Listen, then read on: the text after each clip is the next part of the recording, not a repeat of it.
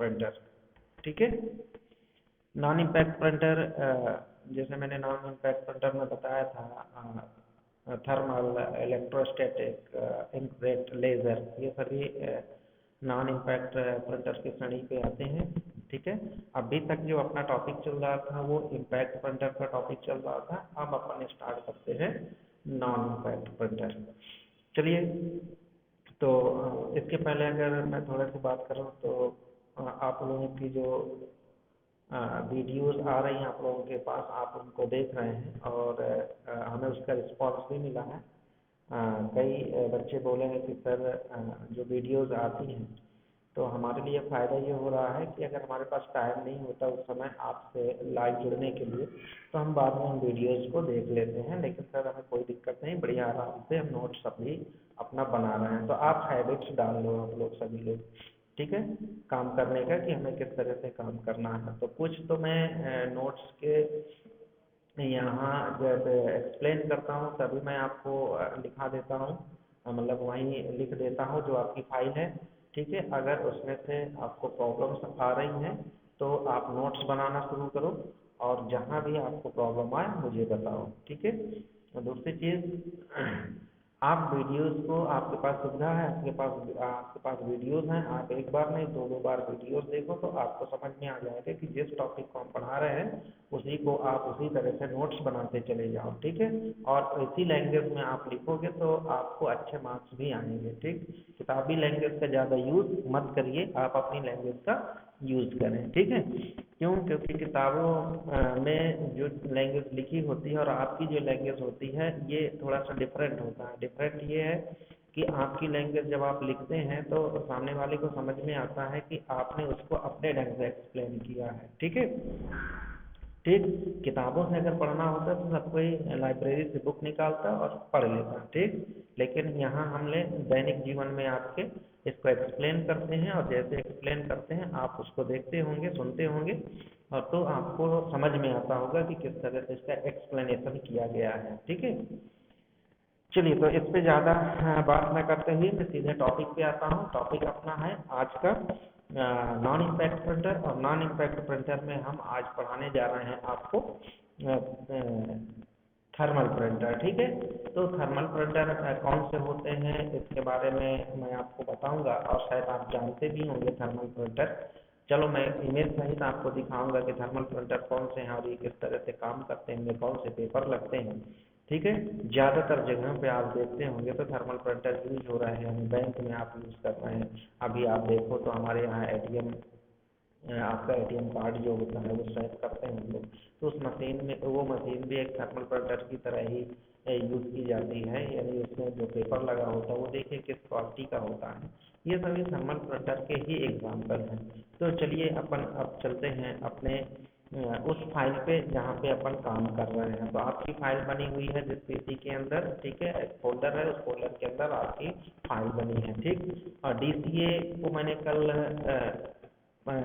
इसके previous day यानी परसों मैंने आपको नोट्स भेजे हैं, तो वो नोट्स आप देखो और सभी को उन नोट्स को देखता हूँ मैं, कुछ नोट्स मेरे पास हैं, उन नोट्स को मैं आप तक सेंड कर दूँगा। तो आप उसको पढ़िए भी और अपने हिसाब से नोट्स भी बनाइए। ठीक है, और एक डिस्कशन मुझे और करना था आप लोगों से कि मैंने बोला था कि बहुत जल्दी हम आपको असाइनमेंट देने वाले हैं, तो अभी थोड़ा सा हम वेट करते हैं क्योंकि आपको पता है कि अभी हमारे एडमिशन क्लोज हो गए थे, लेकिन फिर 4-5 दिन के लिए यूनिवर्सिटी एडमिशन ओपन की है।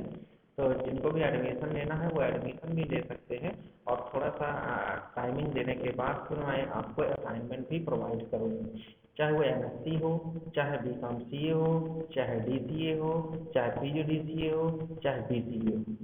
ठीक है, इन सभी क्लासेस के बच्चों को असाइनमेंट देना और वो असाइनमेंट आपको घर पे कंप्लीट करना है, ये ध्यान रखना है आपको। ठीक, ठीक है, चलिए, तो अपन आते हैं अब सीधे उस टॉपिक पे जिस पे डिस्कशन करना है। अपना टॉपिक है प्रिंटर। तो नॉन इम्पैक्ट प्रिंटर में अपन चलते हैं। तो सबसे पहले जैसे मैंने उठाया थर्मल प्रिंटर, ये आपको दिख रहा होगा, नहीं दिख रहा होगा तो मैं इसका साइज थोड़ा सा बढ़ाए दे रहा हूँ। ठीक, और इसको थोड़ा सा बोल्ड लिखिए दे रहा हूँ। ये आ गए अपन थर्मल। आप देख सकते हो थर्मल प्रिंटर एक रसीद प्रिंटर है। जैसे मैंने अभी आपको थोड़ी देर पहले बताया कि आप जितने भी ये जो क्लास है और इस क्लास में जितने भी स्टूडेंट्स हैं वो सभी न्यू स्टूडेंट्स हैं, और मैक्सिमम स्टूडेंट्स कॉलेज आए होंगे, देखे होंगे कि जब आप फीस जमा करते हैं तो हम लोग आपसे एक एटीएम कार्ड मांगते हैं कि हम लोग कैश नहीं लेते हैं, एटीएम कार्ड के माध्यम से आपकी फीस जमा करते हैं। ठीक है, तो आप अपना एटीएम कार्ड देते हैं तो हमारे पास एक मशीन होती है। ठीक है, तो वो एटीएम मशीन देखें तो उसमें हम आपका कार्ड बिल्ड करते हैं, लगाते हैं, और लगाने के बाद आप नंबर डालते हैं, अमाउंट डालते हैं, और उसके बाद प्रिंट करके आपको दे दिया जाता है और आपका अमाउंट अकाउंट से कट चुका होता है। ठीक है, या मैं ऐसा कर सकता हूँ कि आप एटीएम मशीन में जाते हैं तो आप देखते हो एटीएम मशीन में भी आप कार्ड अपना लगाते हैं, और कार्ड लगाने के बाद आप एटीएम मशीन से पैसा लेते हैं और उससे एक कागज़ जिसको आप रिसिप्ट बोलते हैं आपको रिसिप्ट मिलती है, और वो रिसिप्ट देखिए तो एक प्रकार का थर्मल प्रिंटर है। ठीक है, क्लियर। तो प्रिंटर देखो अलग अलग तरीके के हैं, जैसे कि मैं इसके पहले आपको बताया कि इम्पैक्ट प्रिंटर कौन कौन से होते हैं, और उन इम्पैक्ट प्रिंटर के मैंने सभी के इमेजेस आपको दिखाया। अब नॉन इम्पैक्ट प्रिंटर में हम चल रहे हैं, तो नॉन इम्पैक्ट प्रिंटर में अपन थर्मल प्रिंटर को एक्सेस किया। अब थर्मल प्रिंटर किस तरह से काम करता है उसके बारे में मैंने यहाँ पे थोड़ा सा लिख के बताया है आपको कि आप इसको इस तरह से कह सकते हैं। थर्मल प्रिंटर एक रसीद प्रिंटर है जो छोटे आकार के रसीद प्रिंट करने में इस्तेमाल किया जाता है। आपने कभी ध्यान दिया है जब एटीएम मशीन से पैसा विड्रॉल करते हैं और मशीन से रसीद बाहर निकल आती है, वह रसीद किस प्रकार के प्रिंटर से प्रिंट किया जाता है? एक्चुअली वह भी एक थर्मल प्रिंटर की मदद से प्रिंट की हुई रसीद होती है। ठीक है, तो देखा जाए तो उसमें कुछ ज़्यादा चीज़ें नहीं हैं, लेकिन ये एक थर्मल प्रिंटर का बहुत अच्छा एग्जाम्पल है। थर्मल प्रिंटर में इस्तेमाल किए जाने वाला पेपर को आप जानते हो, जैसे मैंने इसके पहले कई बार डिस्कशन कर चुका हूँ कि पेपर कई तरह के होते हैं, और हम सबसे ज़्यादा जो पेपर यूज़ करते हैं वो A4 साइज का पेपर यूज़ करते हैं। ठीक है, या मैं अभी जैसे आपको जैसे मैंने बार बार बोला है कि ऑफिस ऑटोमेशन आपका एक सब्जेक्ट है, थोड़ा ये यूनिट 2-3 यूनिट खत्म हो जाए उसके बाद मैं ऑफिस ऑटोमेशन आपका उठाऊंगा, और उसमें मैं पेपर की बारे में बताऊंगा, प्रिंटर की सेटिंग के बारे में बताऊंगा, हार्डवेयर सॉफ्टवेयर रिक्वायरमेंट्स के बारे में बताऊंगा कि सिस्टम में क्या क्या होने चाहिए, सिस्टम के रिक्वायरमेंट्स के बारे में बताऊंगा, आप कौन कौन से एप्लीकेशंस पढ़े हैं उसके बारे में पढ़ेंगे, उसके बारे में मैं बताऊंगा, क्योंकि ये सब कुछ आपके लिए नया है। ठीक है, तो नया है तो आप ये मान के चलिए कि आपकी उसी तरह से क्लास लग रहे हैं जिस तरह से आप एक कॉलेज में एक इंस्टीट्यूशंस में बैठ के पढ़ते हैं। आपको कहीं कोई प्रॉब्लम्स आने वाली नहीं है, बस आप वीडियोस अच्छे से देखें और वीडियोस को पसंद करें, वीडियोस को बार बार देखें। अगर एक बार में नहीं समझ में आता तो दोबारा आप देखें, अगर फिर भी नहीं समझ में आता है यू काफी। ठीक है, तो इसमें आपको एक अंदर से चीज़ें मिलेंगी कि यार हमें तो चीज़ें मिल रही हैं, और इसमें आपको बिल्कुल घबराने की ज़रूरत नहीं है। जो पहली बार तो हमारे पास एक आध बच्चों के फ़ोन आए कि सर कॉलेज में ज़्यादा सही रहता। मैंने कहा बेटा आप इसको देखो, आप बड़े बच्चे हो, आप टेक्नोलॉजी वाले स्टूडेंट्स हो, आप अगर ऐसा नहीं कर पाओगे तो कैसे करोगे? अभी मैंने देखा कि सी सर पढ़ा रहे हैं, और उसमें मैं ये कहूँगा कि बहुत सारे बच्चों ने वो ऐप्स डाउनलोड किया है, क्योंकि मेरी नज़र हर क्लास पे रहती है, ये आप ध्यान दीजिएगा। तो आपने बहुत अच्छे अच्छे उसमें प्रोग्राम्स बनाए हैं। कुछ बच्चों ने उसमें क्या किए थे कि अपना नाम लिख के ही भेज दिए थे। ठीक है, तो वो सब समझ में आ जाता, तो आपको नाम लिख के नहीं भेजना, आपने ऐप्स को डाउनलोड किया, ऐप्स में अब आपको काम करना है। तो एक प्रकार का जो एंड्रॉइड मोबाइल है आपका, ये कंप्यूटर की ही तरह काम कर रहा है, ये बात मान लीजिए आप। ठीक, अब आपको उसमें टाइम देने की ज़रूरत है, आप उसमें टाइम दीजिए, जो भी चीज़ें पढ़ाई जा रहा है उसको आप पढ़ने की कोशिश करिए। ठीक है, आपके पास तो बहुत अच्छी सुविधा ये हो गई कि आप घर बैठे हैं, आपका देखा जाए तो जो क्लास मिस हो जाती थी वो क्लास अब नहीं मिस हो रही है, वो आपको वो क्लास है आपकी, वो उस दिन का टॉपिक पड़ा हुआ है, आप एक बार नहीं 2 बार देख सकते हैं। ठीक, तो आपके लिए तो बहुत फ़ायदे की बात है। ये तो छोटे बच्चों के लिए है कि उनको दिक्कत हो रही है, वो नहीं समझ पा रहा है, लेकिन आपको मुझे नहीं लगता कि आपको ऐसी कोई दिक्कत आनी चाहिए। ठीक है, तो ये आपको ध्यान देना है। तो थर्मल प्रिंटर में इस्तेमाल किए जाने वाले पेपर एक विशेष प्रकार की केमिकल की परत से ढकी हुई होती है। ठीक है, वो जो पेपर निकलता है थर्मल में, आप देखते होंगे एक छोटी सी पर्ची पतली सी निकलती है, तो ये एक विशेष प्रकार का पेपर होता है जिसमें केमिकल की परत चढ़ी हुई होती है। ठीक है, जब केमिकल गर्म होता है तो वह उनके कलर को बदल देता है। बहुत से थर्मल प्रिंटर केवल सिंगल कलर में प्रिंट करते हैं। ठीक है, मैक्सिमम आप देखते होंगे वाइट पेपर है तो ब्लैक प्रिंट करके निकलता है। ठीक है, लेकिन कुछ प्रिंटर 2 कलर में भी प्रिंट करते हैं। ठीक, अब बात आती है कि थर्मल प्रिंटर देखिए होता है किस तरह का है। तो ये थर्मल प्रिंटर देख सकते हो आप, ये इस तरह की जो भी आप देखें तो एटीएम में जाते हैं आप, या मैं कहूँ कि आप कहीं भी एडमिशन लेने जाते हैं या आप रेस्टोरेंट में जाते हैं, तो आजकल थर्मल प्रिंटर मैक्सिमम जगह पे आपको मिल जाएगा। ठीक है, अब यहाँ बात करते हैं कि थर्मल प्रिंटर में स्याही नहीं होता और आपको बार बार देखिए इसमें एक चीज आप समझिएगा, थर्मल प्रिंटर में स्याही नहीं होता और आपको बार बार स्याही भरना आवश्यकता भी नहीं होती। प्रत्येक थर्मल प्रिंटर में कोई स्याही, टोनर या रिबन जैसी चीजों का उपयोग नहीं किया जाता है। ठीक है, क्लियर? तो आप देख सकते हैं, आपको थोड़ा समझ में आ रहा होगा कि आप अभी तक देखते होंगे, मैंने जब इम्पैक्ट प्रिंटर बता रहा था तो उसमें मैंने बताया था कि इसमें एक रिबन लगी हुई होती है। ठीक है, रिबन और हैमर की बात बार बार आई होगी, ये चीज को आप ध्यान दीजिए, लेकिन यहाँ पे कहीं भी रिबन टोनर की बात नहीं आ रही। ठीक है, ये आपको ध्यान देना है। थर्मल प्रिंटर को टिकाऊ और उपयोग में आसान बनाता है। थर्मल प्रिंटर में एक थर्मल प्रिंट हेड एक रिबन पर हीट अप्लाई करता है जो इमेज फोटो बनाने के लिए मटेरियल से स्याही को पिघला देता है। ठीक है, यानी कहा जाए कि जब ये कनेक्ट किया जाता है तो ये थोड़ा सा हीट होता है, यानी ये भी चार्जेबल होता है। ठीक है, और जब भी कोई भी प्रिंट, चाहे जो भी प्रिंटर हम यूज करते हो, वो या तो बैटरी से चलेगा या तो फिर आपके इलेक्ट्रिक पावर सप्लाई से चलेगा। तो ये आपको ध्यान देना, और जब हम सप्लाई देते हैं किसी भी चीज़ पे तो वो थोड़ा सा हीट होता है, तो ये हीट होता है तभी ये मैटर छपता है और फिर निकलता है। ठीक है, चलिए अब दूसरा हम उठाते हैं इसमें इंकजेट। तो थर्मल प्रिंटर के बारे में मैंने अभी आपको बताया। अब दूसरा प्रिंटर जो हम यूज करते हैं वो इंकजेट प्रिंटर है, बहुत ज़्यादा यूज होने वाला प्रिंटर है। आप देखते हो कलर फोटो आप जो निकालते हो वो इंकजेट प्रिंटर से ही निकालते हो। ठीक है, तो इंकजेट प्रिंटर एक नॉन इम्पैक्ट प्रिंटर है जिसमें स्याही की बोतल रखी जाती है। अब देखिए बात आ गई कलर की। अब यहाँ स्याही की बॉटल से मतलब है कलर। एक्चुअल देखा जाए तो इसमें 3 बॉटल्स लगी हुई होती हैं छोटी छोटी, और RGB, ये आपने शब्द सुना होगा, RGB, R for red, G for green, B for blue. RGB red green blue, ये एक ऐसे कलर कॉम्बिनेशन है जिसमें से हम लाखों कलर बना सकते हैं।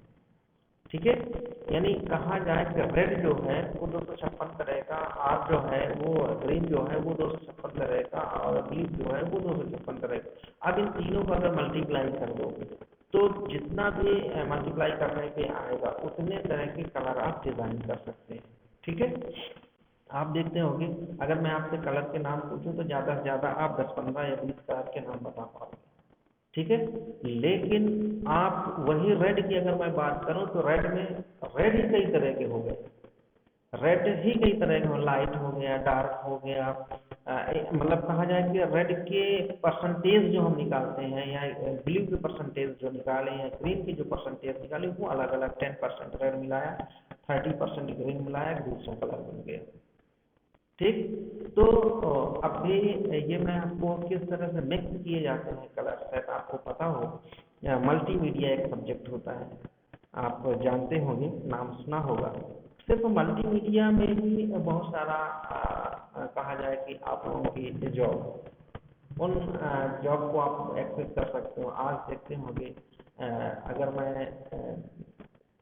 किसी प्रांत की बात करूँ तो गुजरात की प्रांत की बात करूँ तो आप देखिए बहुत सारे साड़ी मिल है वहाँ पे, आपने सुना होगा, है ना। सूरत में सुना होगा कि सूरत में साड़ियाँ छपती हैं बहुत ज़्यादा।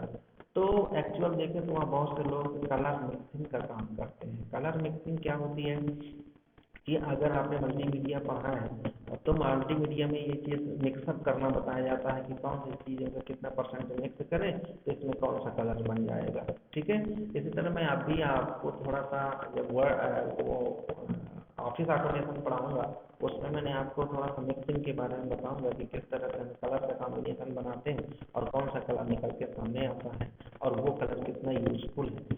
ठीक है, क्योंकि कोई कोई कलर होता है, आप देखते होंगे कि वो आपकी आंखों को चुभता है, जैसे रेड।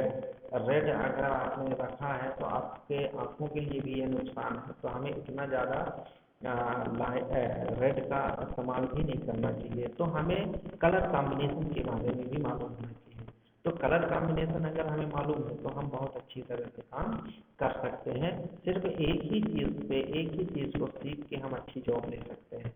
तो बहुत सारे स्टूडेंट के दिमाग में होता है कि सर हमें कोडिंग नहीं आती, हमें तो जॉब मिलेगी नहीं। तो ऐसा कुछ भी नहीं है, मैं आपको बता दूँ इतने सारे सब्जेक्ट होते हैं, कोई एक सब्जेक्ट आप पकड़ लीजिए और उस सब्जेक्ट में आप स्पेशलाइजेशन करिए, आप पूर्ण हो जाओगे। ठीक है, तो ये आपको ध्यान देना है। तो इंकजेट प्रिंटर एक कलर प्रिंटर होता है, ये नॉन इम्पैक्ट प्रिंटर है जिसमें स्याही की बोतल रखी जाती है। जैसे मैंने बताया कि इसमें 3 स्याही की बोतल रखी जाती है 8 GB। ठीक है, इनमें स्याही भरी जाती है। इंकजेट प्रिंटर में एक प्रिंट हेड होता है जिसमें 64 छोटे छोटे जेट नोडल हो सकते हैं। यानी छोटे छोटे जेट नोडल का मतलब कि वो जो स्याही होती है वो स्याही में एक हल्का सा पॉइंट होता है, छिद्र होता है। तो जब ये हीट होता है तो ये छिद्रों से स्याही ऊपर निकलती है और हीट होने के साथ वो स्याही पूरे में जो इनका हेड होता है वो हेड पूरा इस तरह से और इस तरह से left right right to left जब घूमता है तो उसे करेक्टर के ऊपर उस इंक को छाप देता है, गर्म क्योंकि गर्म होता ही है। ठीक है, और जैसे छापता है हीट होने के साथ ये पेस्ट होता है और जैसे प्रिंट कमांड आप देते हैं तो इधर उधर घूमता है और वो दूसरी तरफ से जैसे ही आप वो प्रिंट के साथ निकलने की कोशिश प्रिंट के साथ निकलता है तो वो अंदर साइड हीट होने के कारण सूखता भी जाता है। ठीक है, नोजल हो सकते हैं, इसमें विद्युतीय क्षेत्र के प्रभाव द्वारा स्याही की बूंदों को जेट की सहायता से कागज पर छोड़ा जाता है, जो मैंने अभी अभी बताया, जिसके द्वारा करेक्टर और आकृतियां प्राप्त की जाती हैं। करेक्टर और आकृतियां, मान लीजिए इमेज है तो इमेज आपकी आकृति हो गई। यह प्रिंटर इंक की छोटी छोटी बूंदों को कागज पर सम्मिलित रूप से फैलाकर, ठीक है, ये इंक की छोटी छोटी बूंदें होती हैं और वो हेड जो होता है वो उनको फैला देता है।